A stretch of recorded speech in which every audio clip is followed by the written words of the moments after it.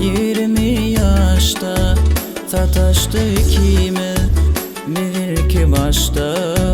Sen yirmi yaşta bolalı